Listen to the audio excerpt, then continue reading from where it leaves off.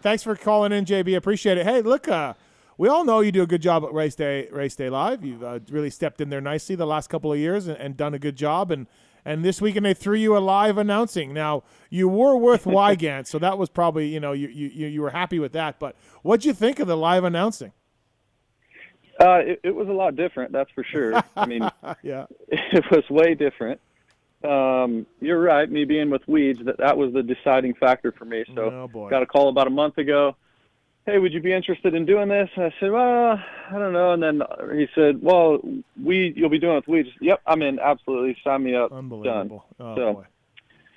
But yeah, Steve, to your point, it was a lot different. I mean, from just like obviously interviewing the riders, which was probably my favorite part. I interviewed all the race winners, so that was cool.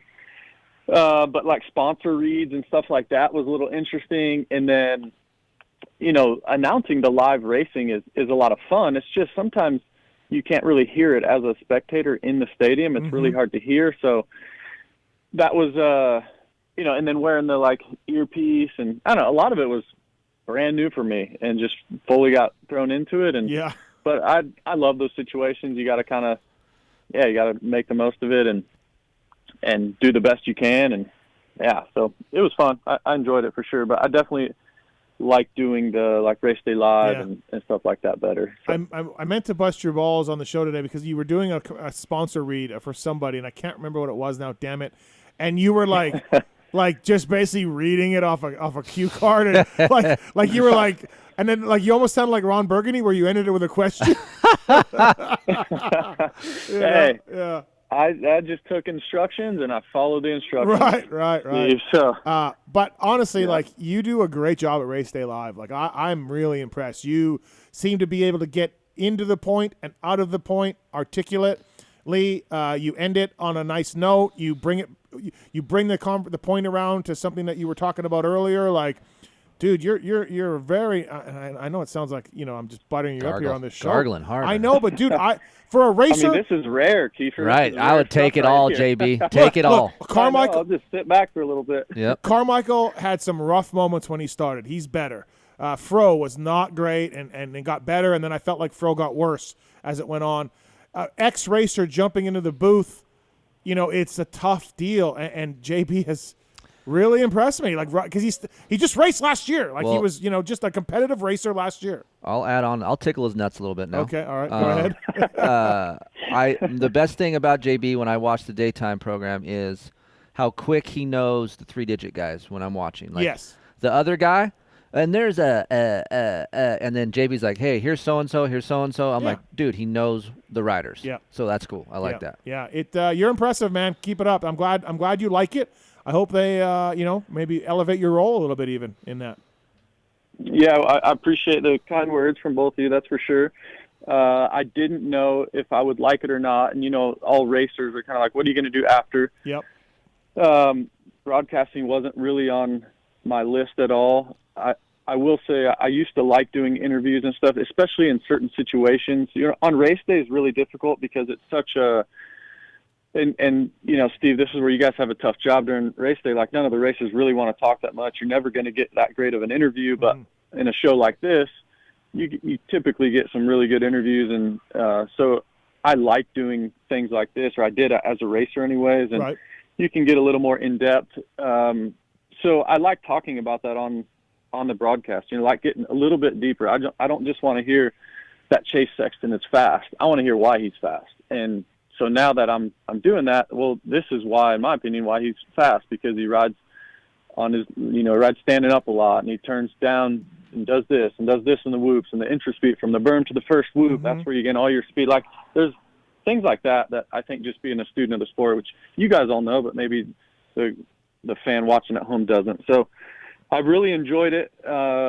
It's really evolved into something, like you said, that I really like to do. And but I'm also aware of, look, we've got two positions in our sport that racers can go to. I guess maybe not counting motocross, but for Supercross, you got Ricky's spot, and then you got Daniel's spot that I'll take his spot when he goes to the booth. So there's really only two spots that you can that we have. So I'm realistic with that, and obviously, financially, it's not like it's a huge deal either. So more so doing it for fun, and if it ever did evolve into something, it would be really fun. And I love being a part of the sport. That's another thing is I don't like when people just disappear.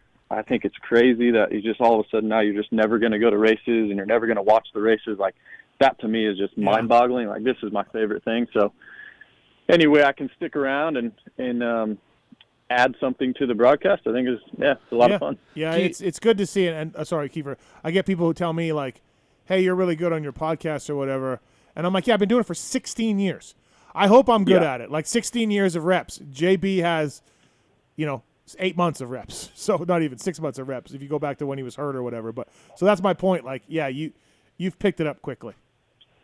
Yeah, and I study it too, right? It's not just, I don't just do the calls during the week and then not study or anything. It's actually my favorite part, just like racing. Mm-hmm. You're constantly practicing and how I can get better and studying people. I watch the football guys now. I'm a fan of Troy Aikman and the way he delivers his message to the NFL folks. And I've really studied at it. I prepare properly. To Keeper's point about the 3-digit guys, when I would watch the broadcast years ago, and I was a 3-digit guy, right? So I couldn't stand when they didn't know somebody because I always knew them. When I was watching at home, I knew I was the same way. I just knew everybody. Yes. And to where now, like I feel like that's my responsibility and my job because that 3-digit guy's family is watching, most likely. Yeah. And then if they're not watching, for sure some of his friends are watching, and then he's going to go back and watch it. So, and I just felt like when they would mess it up or didn't know them, it just, man, how would you feel if they didn't know that? But that, vice versa, what if I know him right away and I actually know something about him? Like I know that he won Loretta's in 2007 or whatever, like something like that. Like, I don't know. I just think that's what adds so much to the broadcast. So try to do my part on that. Tony Romo said when he first got into it, he's like, dude, it's work all week. I'm working all week. And he goes, it's so much meetings and studies and everything else that like, I'm like, I don't know if everybody in our sport did that work. Right. There was times where there'd be 3/4 of a lap of an LCQ and there'd be nothing. There'd be no indication of who was winning. Well, I led a heat race, and I led a whole fucking lap, and they didn't even know who the hell I was. Not like, what is this dude doing? Right. Like they couldn't even look at your number like, and match it up. Yeah, right. Nothing. No, it's work. You got to work at this. You really do. And I think JT does, and Yeah, JT is a perfect example. He absolutely does. He knows everybody, knows something about everybody, and but to your point about during the week, it's actually more than I thought, which I don't mind. I actually think it's quite fun. There's several meetings during the week, and then, to your point about the studying, I'm constantly studying what happened the year before at that venue or what even several years before and who's strong and who's not. And we're reading into where's everybody at on the season, and you can't just talk about championship guys, right? There's all kinds of other guys that have storylines, and so that's actually really fun. And then they had me do a Barsha interview in Oakland, and I really enjoyed it. We did a sit-down interview on Friday.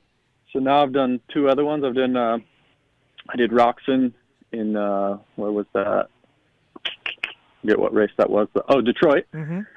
And then I did AT this past weekend, and so that's a lot of fun. But also, I come up with my own questions and what direction I want to go with it. I mean, I get no direction really, so I come up with all of it myself. And but I love it. It's a lot of fun. Like I said earlier, I never thought that I would like it this much or even maybe be as good as I am at it, but I'm really enjoying it and would love for something to come up in the future. Well, he answered my question pretty much. Like I was asking him, since you've been doing this now, do you find yourself listening in more to broadcasts and seeing what they're doing? And I love Tony Romo as well because I'm a big fan of football, but unlike, we know everything about dirt bikes and the insides and out, I don't know that about football. And Tony kind of brings that for me about how the play breaks down, what this guy's supposed to do. I'm just watching people run around and catch balls and hand, like, that's what I know, right? Yep. But then when he talks, I learn something. And then when JB is on, I think the average casual fan like me for football is learning something, just like what JB said. So I guess you do watch and listen and kind of take bits and pieces from each announcer sports that you watch, right? Yeah, for sure. And the big thing about Tony Romo at first was he would predict the future, right? He'd predict what play they're running. And so I think about that. In our sport, it's obviously hard to predict, but it was kind of cool. This past weekend on the broadcast, I had a little Romo moment where, when they go, a lot of guys will go over the finish line and look at the tower. Yeah. Well, they do it, a lot of guys do it all the time, but Anderson does it more than most. And I've noticed it over the weeks. And we had a lap going and I said, watch him go over the finish line. He's going to look over at the tower, where it just shows the top five. And he did. It was like on cue, and looked over and he went to like fourth or something. And then, what's the psychology behind that? If you look up and your name isn't up there, right? Because it happens a lot. You might be seventh and it's like, oh man, it's kind of deflating. And so try to bring that in, because I've felt all that, and it's been really recent, right? And to your point, I was just racing last year. I got a couple top fives last year racing these guys. So that's another dynamic I can bring as well. For sure. Justin Brayton on the show, brought to you by folks at Renthal. 997. I always knew that. He went to 997. And I knew it was tall. He's a twin wall guy too. And he likes his bar. His bar is like beach cruiser-ish forward. That's right. That's right. It's just in line with the Forks, Kiefer. I don't know, man. It looks a little forward. Right in line with the Forks. Kiefer, you know why I'm 997 guy? Because 971s used to come stock on the Honda. Yep. Same bend. I ran 971s forever. Yeah, forever. Yeah. That was like back in my day, JB. It was Honda High bend. That was the bend, right? Honda High. And then that obviously phased out. Renthal's got something cool coming too for a race coming up. I'm not supposed to talk about it, but just wait. It'll be out there soon for Renthal. All right, got some phone calls for JB as well on the line. But let's talk a little. Well, first of all, we got a note, JB. Fowler's Fax wants to know how you feel about him winning this weekend. So yeah.